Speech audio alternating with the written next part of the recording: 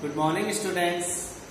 आज की क्लास में हम पढ़ेंगे verb tenses in English. Verb tenses in English. आज हम टेंसेज पढ़ेंगे। टेंसेज में सिर्फ हम एक ही सेंटेंस पढ़ेंगे, affirmative sentence. Affirmative sentence. Affirmative sentence. So मैंने यहाँ पे एक टेबल बनाई है। उस टेबल में मैंने सारे टेंस लिख दिए हैं। आपको पता है टेंस 3 होते हैं, पास्ट, प्रेजेंट, फ्यूचर। अब हम क्या पढ़ेंगे? पास्ट सिंपल पढ़ेंगे, प्रेजेंट सिंपल पढ़ेंगे, फ्यूचर सिंपल पढ़ेंगे। तो देखते हैं टेंस होते क्या है।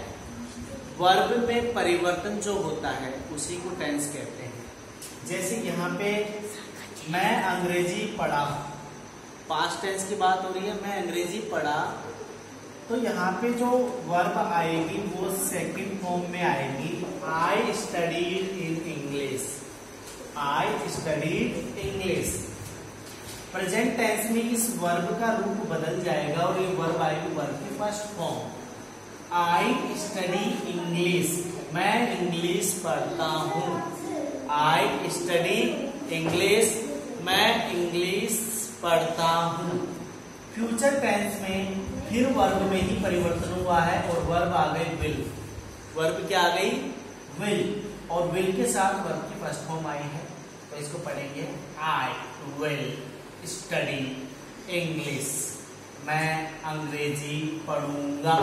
फ्यूचर की बात है, आने वाले समय की बात है, तो विल आया और विल के साथ वर्ब की first form I future simple tense में। अब आ जाओ, दूसरे प्रकार का टेंस होता है पास्ट सिंपल में, पास्ट परफेक्ट। पास्ट परफेक्ट का मतलब है कि जिस टाइम पे बात की जा रही थी उस टाइम तक कार्य पूरा हो चुका था। वर्क हैज बीन कंप्लीटेड और वर्क हैड बीन कंप्लीटेड, काम हो चुका था। जैसे मैं अंग्रेजी पढ़ चुका था, मैं अंग्रेजी पढ़ चुका था। I had studied. देखो यहाँ पे भी वर्ब के रूप में ही परिवर्तन हुआ है। यहाँ पे हैड आया है, हैड के साथ वर्ब की थर्ड फॉर्म आई है। आई हैड स्टडीड इंग्लिश, मैं अंग्रेजी पढ़ चुका था। अब आपको वर्तमान में बोलना है, तो आपको वर्तमान में आप बोलेंगे मैं अंग्रेजी पढ़ चुका हूँ। I have. अब देखो यहाँ पे हैड था और प्रेजेंट टेंस में क्या आया? हैव, और वर्ब की थर्ड फॉर्म आई है। देखो जहां परफेक्ट टेंस है वहां पे हमेशा वर्ब की थर्ड फॉर्म आएगी, जहां परफेक्ट टेंस है वहां हमेशा वर्ब की थर्ड फॉर्म आएगी।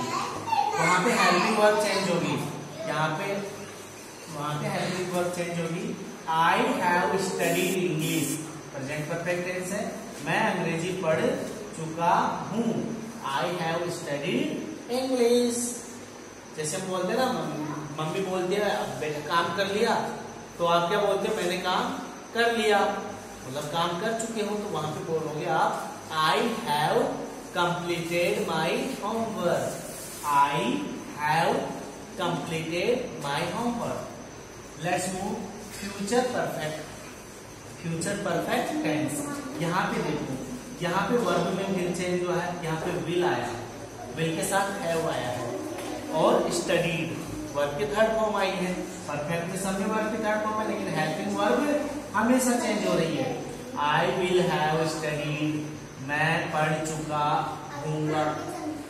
जैसे मैं पढ़ चुका होऊंगा, जैसे 3 बजे तक मैं पढ़ चुका हूँ, कल 3 बजे तक मैं पढ़ चुका होऊंगा, मतलब कार्य कंप्लीट हो चुका होगा। Let's move to the third one, that is past continuous, present continuous, future continuous. Continuous, continue मतलब काम आप कंटिन्यू कर रहे हो। जब आप बात कर रहे हो उस टाइम पे भी काम आपका प्रगति पे है, आप काम कर रहे हो। जैसे मैं अंग्रेजी पढ़ रहा था, मैं अंग्रेजी पढ़ रहा था, पास्ट टेंस है ना, इसलिए था आ रहा है, मैं अंग्रेजी पढ़ रहा था। अब इसमें भी वर्ब चेंज होगी। अब देखो यहाँ पे वर्ब क्या आ गई? वाज। और है मैन वर्ब के आईएनजी फॉर्म आ गई, जो चौथी फॉर्म में हम बोलते हैं। फर्स्ट फॉर्म में आईएनजी लगा देते हैं।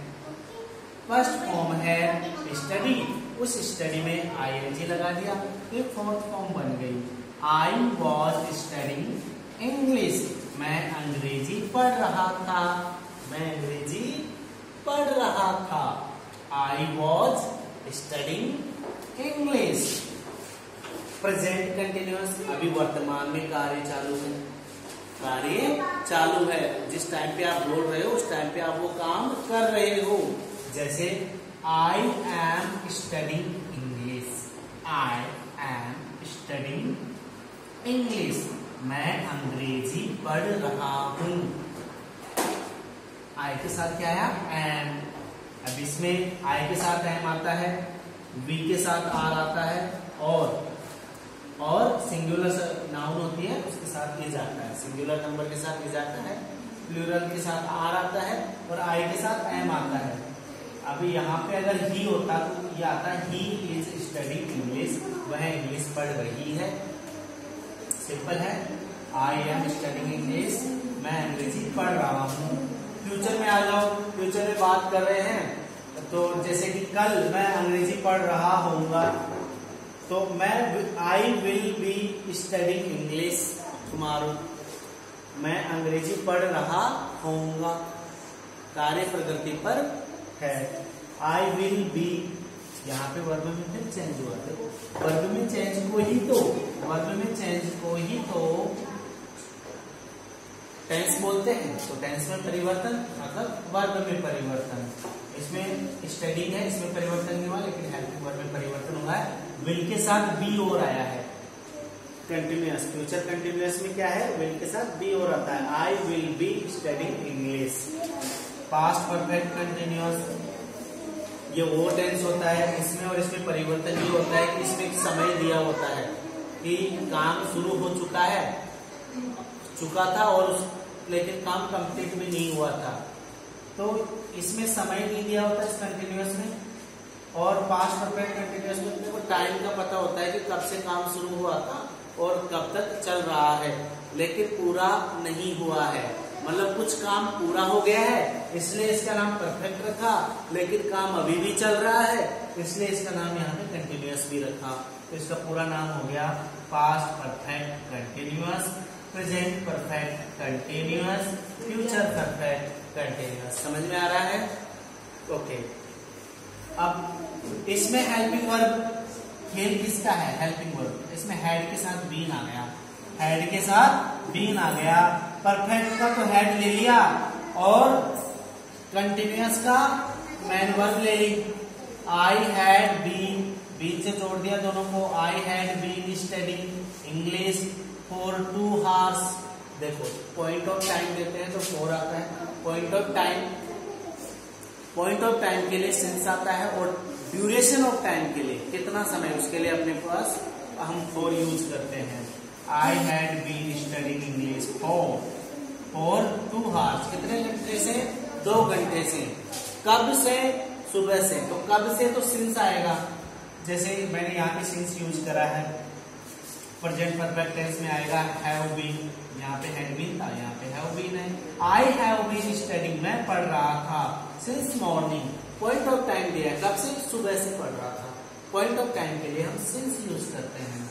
I have been studying since morning.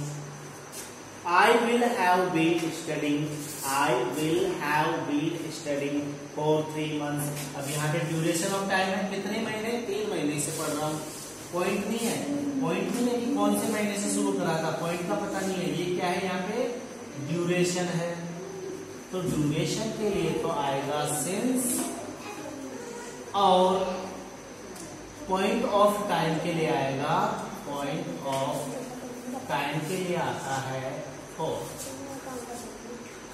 आज हमने टेंस तो सारे पढ़ लिए, लेकिन सेंटेंस 4 प्रकार के होते हैं। उन 4 प्रकार के सेंटेंसेस में हमने सिर्फ एक प्रकार का सेंटेंस पढ़ा है, वो है अफर्मेटिव सेंटेंस। अभी इसमें नेगेटिव आएगा, फिर इंट्रोगेटिव आएगा, फिर इंट्रोगेटिव नेगेटिव आएगा। तो आज हमने सिर्फ अफर्मेटिव सेंटेंस पढ़ा है सभी टेंसों का। देखो टेंस यानी काल होता है और सेंटेंस यानी वाक्य होता है। ठीक है, प्रत्येक काल के 4 वाक्य होते हैं। अभी हमने पास्ट सिंपल का अफर्मेटिव सेंटेंस पढ़ा है, प्रेजेंट सिंपल का अफर्मेटिव सेंटेंस पढ़ा है, फ्यूचर सिंपल का अफर्मेटिव सेंटेंस पढ़ा है। सेंटेंस 4 होते हैं, ठीक है, affirmative, negative, interrogative, interrogative, negative. So video को अच्छी तरह देखो, उसके साथ मैं एक फोटो भी अपलोड कर दूंगा, तो ये आपको अच्छे से दिखाई देगा। वीडियो को शेयर भी करना अपने दोस्तों को, कि उनको भी ये नॉलेज आप पहुंचा सको। Thank you for watching this video.